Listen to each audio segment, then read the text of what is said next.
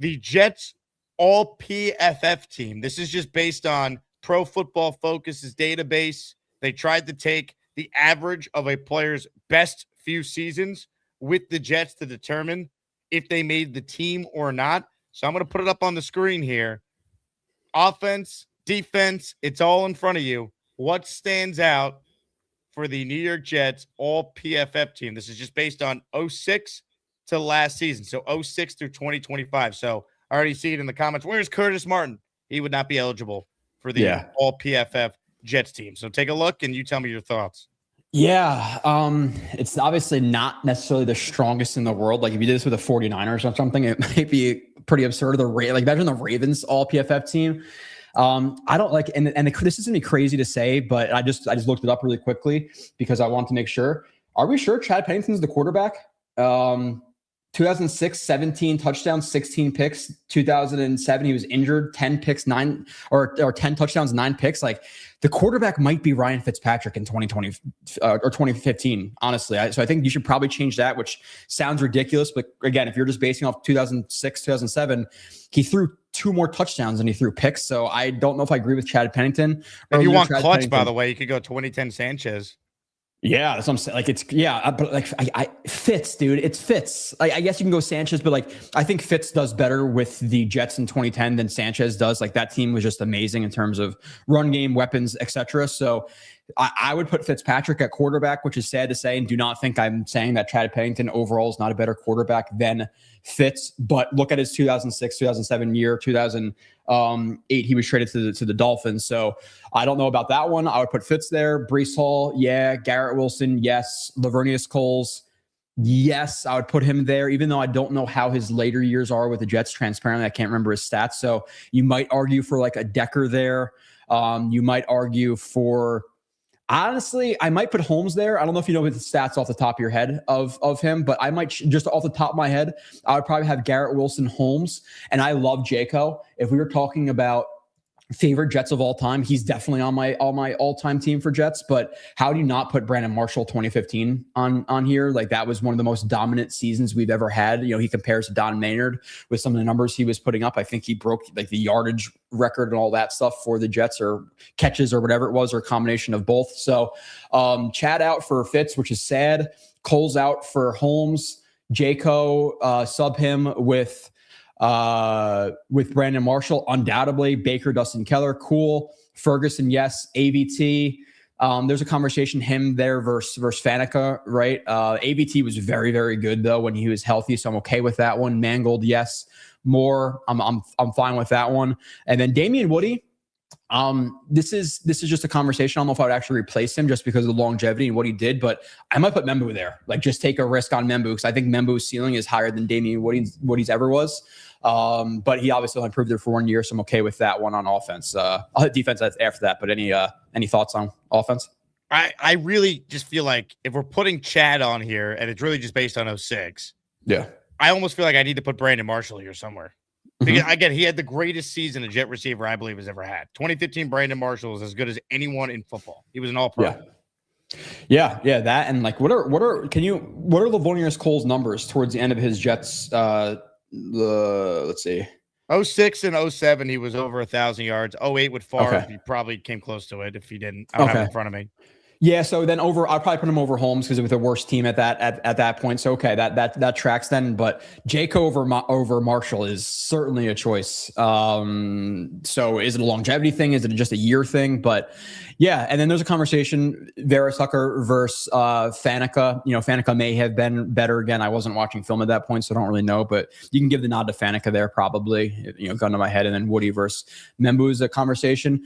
Defensive line in terms of like actual schematics, this is a pretty slow unit. Like you have Calvin Pace and Sheldon Richardson as your edges. You're gonna get gashed in like wide zone and pitches and stuff. So maybe you want to change it up a little bit there. But I agree with Q. Obviously, Muhammad Wilkerson at his peak. Obviously, even though he completely flamed out after he got the contract. Sione Puha. Again, are we talking peaks of guys? Because Chris Jenkins, I'm putting over Puha. Love Puha, but Chris Jenkins was an absolute monster when he was healthy. So that's a conversation. Pace, Sheldon fine. Pace, honestly, and maybe we have to do a review of McDonald coming up because I think he's underrated. I might replace Pace with McDonald just for the pass rush upside if you're actually building a team. So that's a conversation. And this is going to be the next one that people are going to hate. There's only 2 more adjustments I would make on defense. This is I shouldn't even say this because it's not going to earn me any credit. I think David Harris is largely overrated by Jets fans. For the most part, when you watch David Harris, he's a liability in coverage. We talked about consistently how he's getting beat on angle routes, how he's getting beat on wheel routes. I might actually prefer Bart Scott to David Harris in this lineup. Get some speed there. Yeah, sorry. And then past that, Poole over MC2 is a decision as well.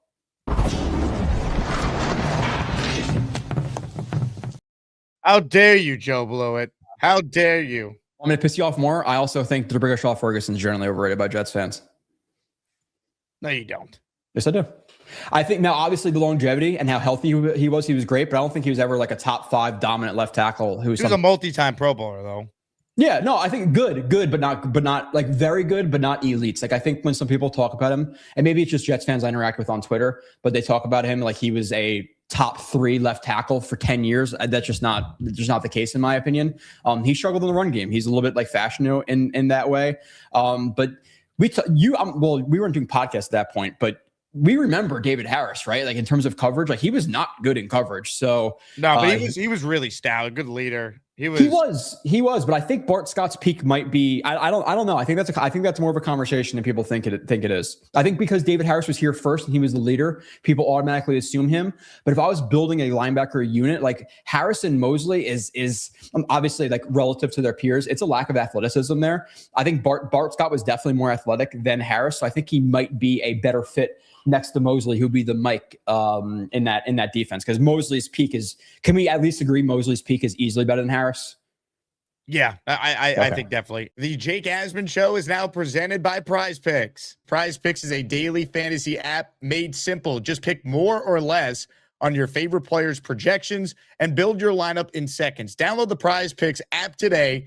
Use code HMA to get $50 in lineups after you play your first $5 lineup. And PrizePicks is already offering NFL futures, including futures for New York Jets players. Take a look at the lineup that you see on the screen. Garrett Wilson, more than 4.5 reception touchdowns. David Bailey, he's going to have at least 7 sacks his rookie year. Arvell Reese, almost a Jet. I think he'll have at least 3 sacks in his rookie year with the Giants. That is a 3-pick power play, $10 to pay out $60. That is just an example of some of the lineups you can make over at PrizePicks. Make your own lineups today for any sport. Just download the PrizePicks app, use the code HMA, and get $50 in lineups after you play your first $5 lineup. Now, defensive tackle, D-line, I need to put Chris Jenkins on here somewhere. Yeah. That's what I said. Take out Pujols for Jenkins. Now, if it's gonna be like, hey, injuries, he might not make it through the season, then fine, okay.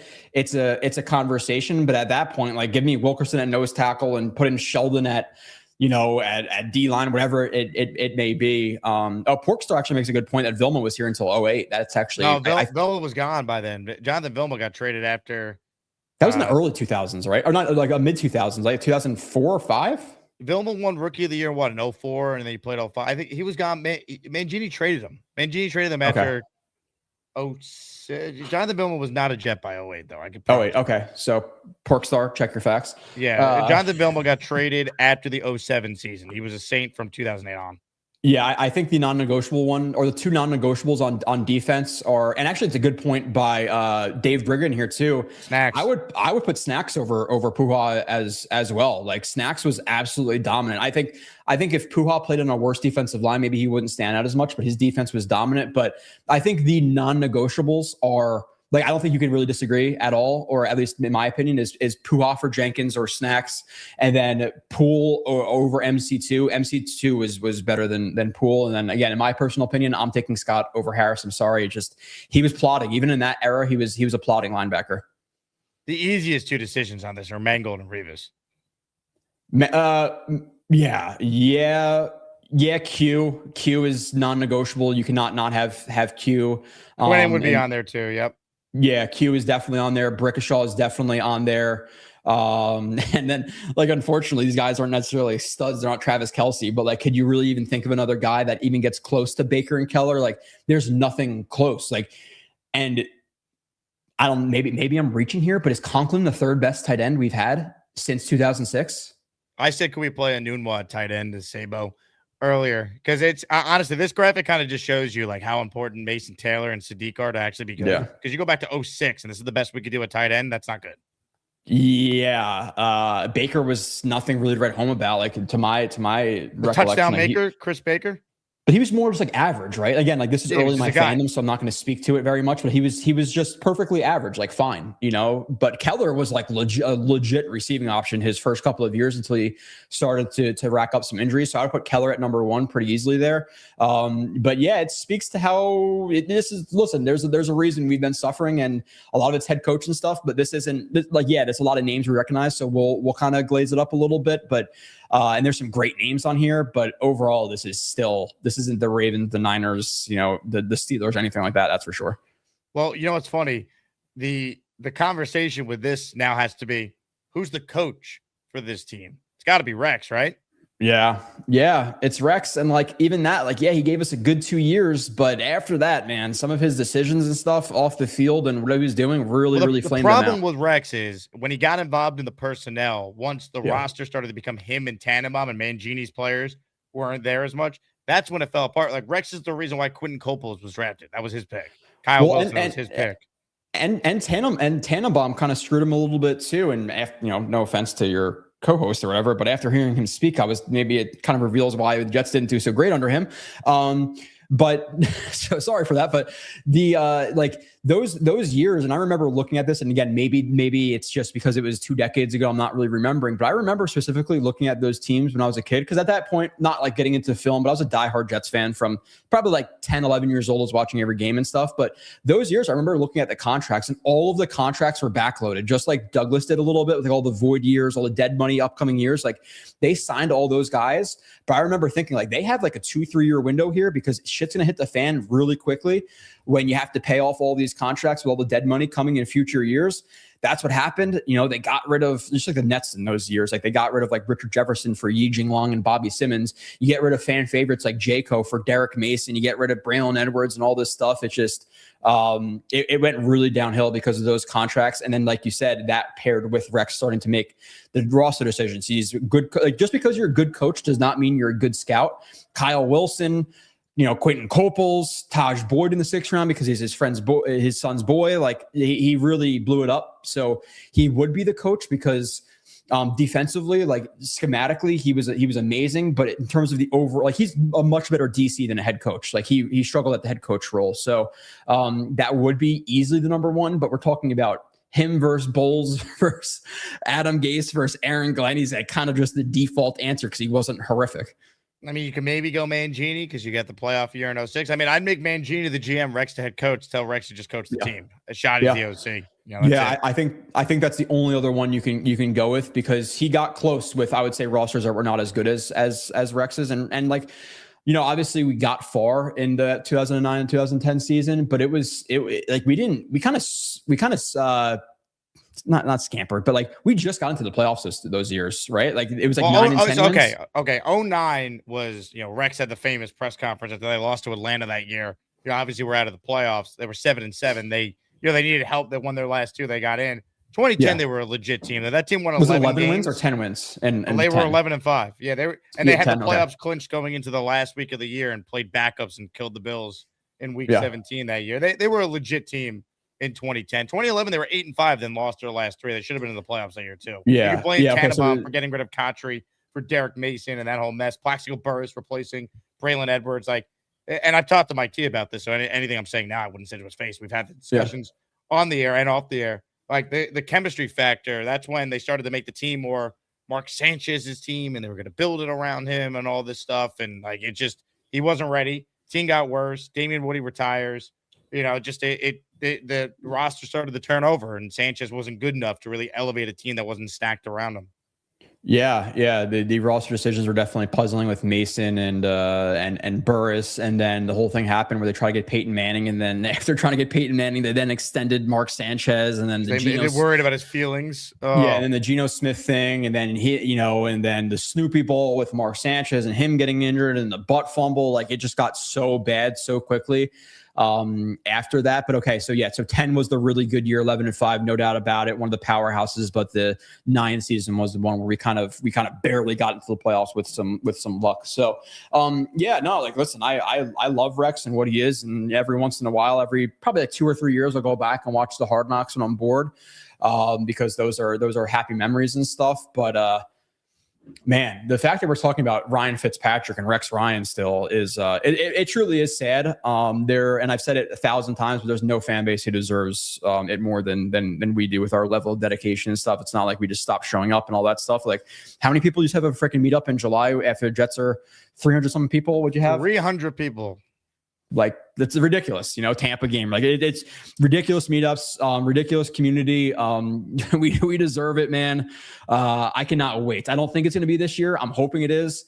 Maybe it's 2027. But like, again, if I could tell you, hey, we wake up, it's August of 2027, and we have Arch Manning and Kevin O'Connell and Brian Flores. Can you imagine how excited we're going to be going into that season? Like, I'm excited for the future. I'm just a little bit concerned about how this year gets us there or doesn't get us there. Hey, here's the deal. Just got no chance unless you click on that like button. And you got to make sure you subscribe to the Jake Asman Show. You don't, you can get the f*** out. Now let's go, Asmaniacs. We're built for this shit.